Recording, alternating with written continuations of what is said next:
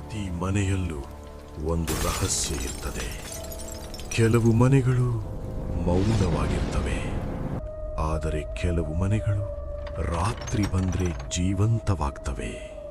ಈ ಕಥೆ ಒಂದು ಮನೆಯ ಬಗ್ಗೆ. ಅದು ತನ್ನ ಬಾಗಿಲು ತಟ್ಟಿದವರನ್ನು ಎಂದಿಗೂ ಬಿಡೋದಿಲ್ಲ. ಅರ್ಜುನ್ ಒಬ್ಬ ಸಾಮಾನ್ಯ ಹುಡುಗ. ಹೊಸ ನಗರಕ್ಕೆ ಕೆಲಸಕ್ಕಾಗಿ ಬಂದಿದ್ದ. ಕಡಿಮೆ ರೆಂಟು, ದೊಡ್ಡ ಮನೆ. ಅದನ್ನು ನೋಡಿದಾಗ ಅವನು ಯೋಚಿಸಿದ, ಇದು ಸ್ವಲ್ಪ ಹಳೆಯ ಮನೆ, ಆದ್ರೂ ಓಕೆ, ಸ್ಟೇ ಮಾಡೋಕೆ ಸರಿ ಹೋಗುತ್ತೆ.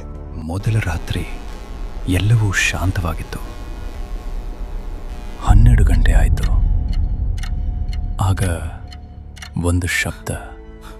ಈ ಸಮಯಕ್ಕೆ ಯಾರು? ಅವನು ಬಾಗಿಲು ತೆರೆದ, ಆದರೆ ಹೊರಗೆ ಯಾರೂ ಇರಲಿಲ್ಲ. ಅರ್ಜುನ್ ಮನೆಗೆ ಸಂಬಂಧಿಸಿದ ಹಳೆ ಫೋಟೋಗಳು ನೋಡಿದ. ಒಂದು ಫೋಟೋದಲ್ಲಿ ಒಬ್ಬ ವ್ಯಕ್ತಿ ಅದೇ ಮನೆಯಲ್ಲಿ ಮಧ್ಯರಾತ್ರಿ ಸತ್ತಿದ್ದ. ಇದು ಸತ್ಯನಾ?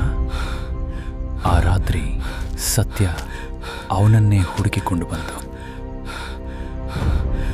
ಮುಂದಿನ ದಿನ ಅರ್ಜುನ್ ಕಾಣೆಯಾಗಿದ್ದ. ಆದರೆ ಆ ಮನೆ ಇನ್ನೂ ಇದೆ. ಪ್ರತಿ ಮಧ್ಯರಾತ್ರಿ ಯಾರೋ ಬಾಗಿಲು ತಟ್ಟುತ್ತಾರೆ.